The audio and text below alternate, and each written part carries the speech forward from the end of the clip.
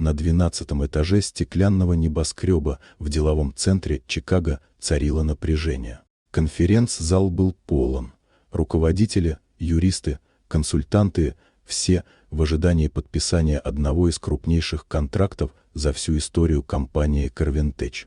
На кону были миллионы долларов и выход на азиатский рынок. Единственная проблема – переговоры велись на мандаринском, и переводчик, за которого компания заплатила аванс, в последний момент не появился. Разговор с китайской делегацией зашел в тупик. Партнеры стали холодны, некоторые начали перешептываться между собой. Руководство Carventech в панике пыталось воспользоваться автоматическим переводом безуспешно. Мелкие неточности в словах начали превращаться в крупные недопонимания. Угроза провала витала в воздухе. В это время уборщик-мужчина средних лет по имени Майкл Джексон протирал пол в коридоре. Он работал здесь больше 10 лет, незаметно, тихо, приходя рано утром и уходя поздно вечером. Мало кто знал, что его дочь Сара Джексон, которой недавно исполнилось 19, училась в университете и свободно владела мандаринским благодаря годам увлеченного изучения языка и году, проведенному по обмену в Тайбэе.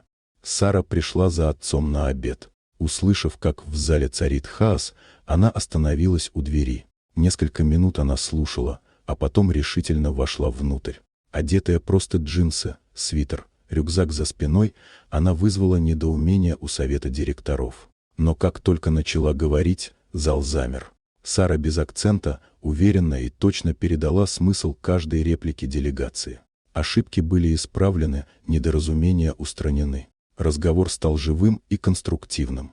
Делегация смягчилась. Вскоре снова зазвучал смех, головы кивнули, бумаги легли на стол. Контракт был подписан.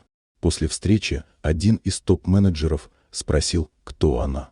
Когда Сара ответила, что просто пришла за отцом, все переглянулись. Человек, которого никто не замечал годами, оказался отцом девушки, спасшей сделку на миллионы. На следующий день в офисе уже говорили только об этом. Сара получила официальное предложение пройти стажировку в международном отделе компании, а Майкл – отдельное благодарственное письмо от директора. Больше он не был просто уборщиком. Теперь к нему кивали с уважением. Carventech вышла на азиатский рынок. А все благодаря девушке, которую не пустили бы в зал, если бы знали, кто она. И это напоминание.